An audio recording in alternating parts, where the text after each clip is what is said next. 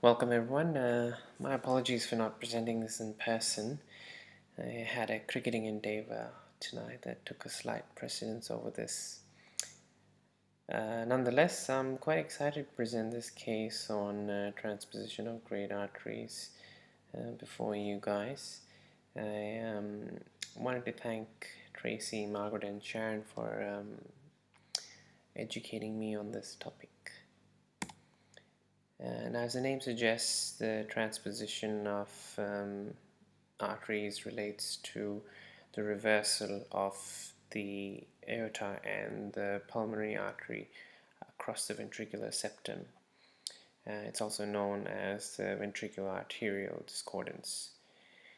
Now, the exact etiology of this condition is not known, but it's believed to be multifactorial, and it's believed to be caused by aberrations in the conotruncal development of the fetus, where the subaortic conus is believed to persist, and the subpulmonary conus either reabsorbs or is underdeveloped.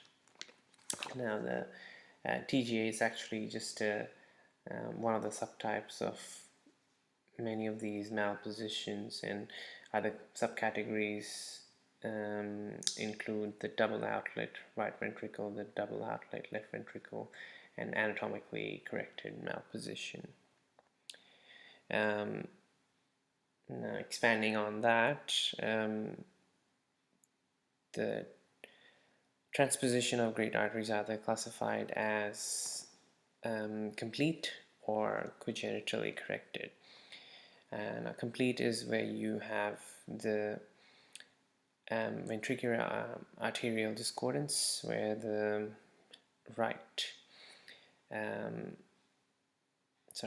the aorta comes out of the morphological right ventricle, and the pulmonary vessels come out of the pulmonary artery comes out of the morphological left ventricle.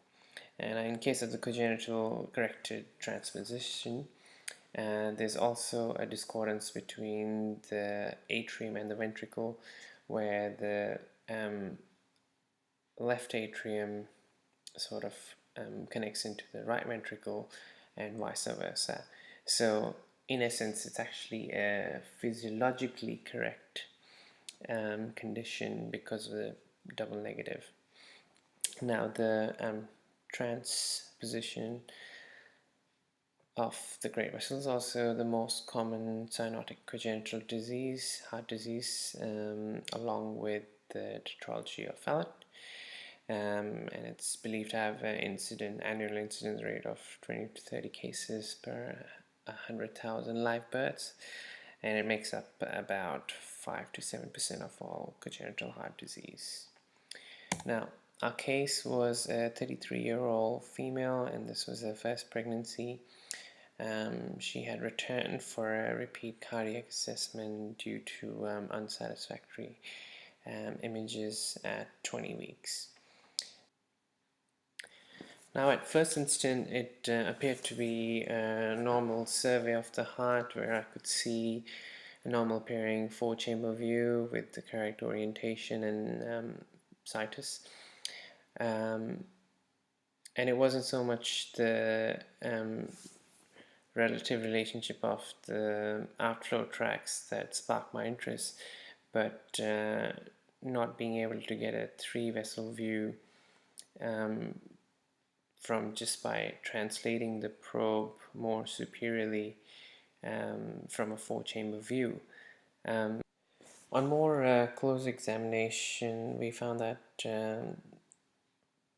the left outflow tract was actually bifurcating, which lead us to believe that it's actually the pulmonary artery instead of the aorta, and we were able to get both the outflow tracts on the same plane, where they're shown to be coursing parallel to each other instead of the classic crossover sign.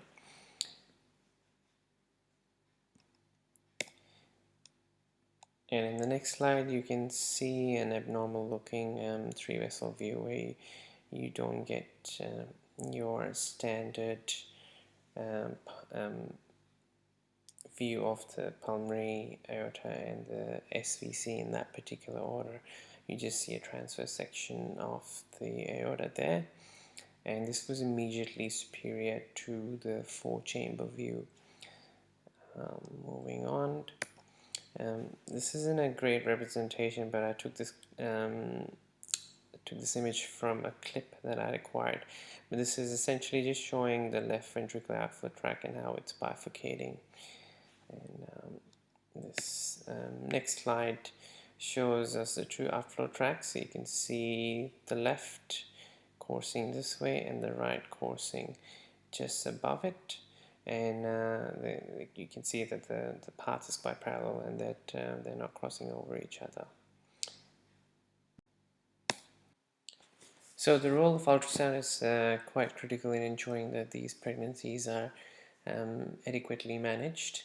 Currently, the detection rate is quite low. It ranges between 17 to 22% prenatally. Makes me feel rather proud of myself for picking this up in that case. But yes, it is quite imperative that that the diagnosis is made earlier on, so adequate surgical planning can take place, as this is normally undertaken within the first week of life.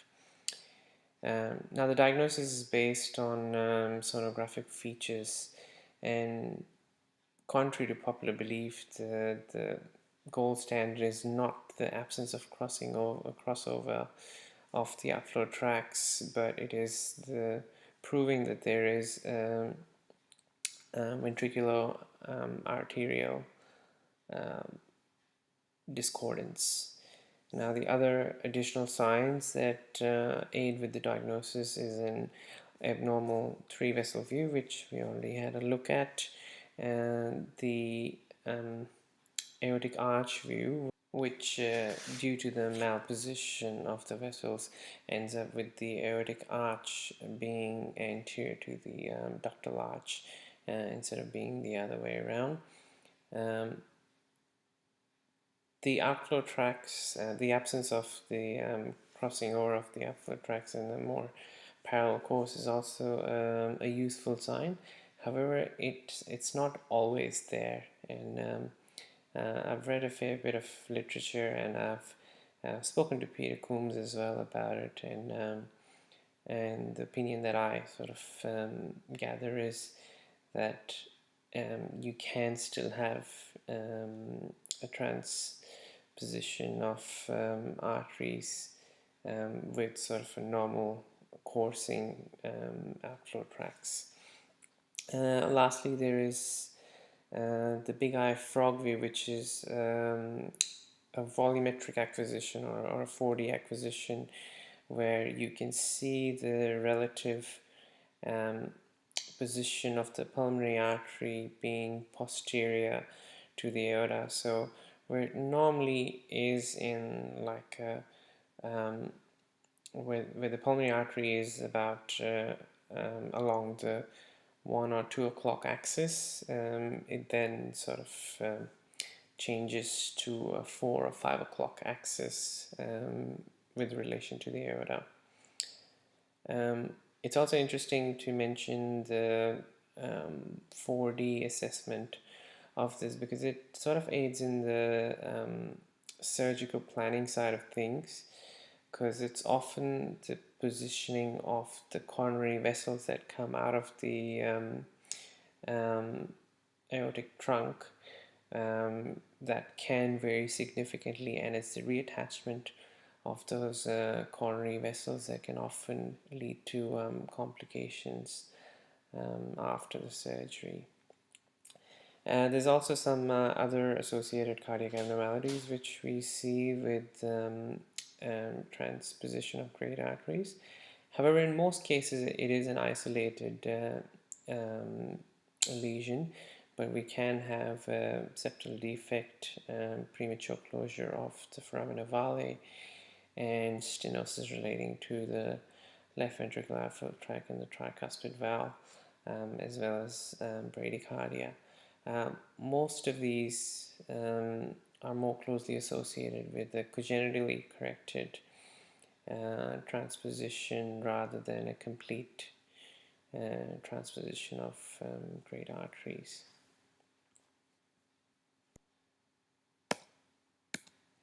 Lastly, I just thought I'll just discuss about what happens after they've sort of been seen and the diagnosis being made at our clinic. They're usually referred to a tertiary center where there's sort of more in-depth imaging that takes place, and it was my impression that one of the outcomes of that imaging would be to differentiate between a complete transposition from a congenitally corrected, because their clinical discourse can vary quite significantly. So it is an important distinction that they wish to make. But during my discussion with Peter Coombs, what I gathered was at a tertiary institute they tend to look at any coexisting cardiac anomalies with the TGA, and usually the incidence of congenitally corrected TGA are quite rare amongst the whole range of transposition of arteries. With regard to genetic counseling, there is a very low incidence of chromosomal abnormalities related to TGA, as opposed to other conotruncal abnormalities in which there's a higher association of chromosomal abnormalities. So a risk of less than 0.9% is actually just normal background risk. So like I mentioned earlier, that this condition does warrant surgical intervention, which usually takes place in the first week itself. They usually put on prostaglandin to keep the ductus arteriosus patent, that allows the mixing of oxygenated blood with deoxygenated blood just in that first week before they go into surgery. And in the surgery, they essentially just switch the vessels back to their correct chambers, and given the complexity of this procedure, it's actually carried out within 3 hours, and it's got a high survival rate of 90%. I think it's the main complications that arise from it. It's not so much from the great vessels, but it's from the coronary arteries that actually supply the heart. But anyway, I think that concludes the presentation. Does anyone have any questions? Nope, no questions. Alright, I hope you guys enjoyed the presentation and enjoy the food.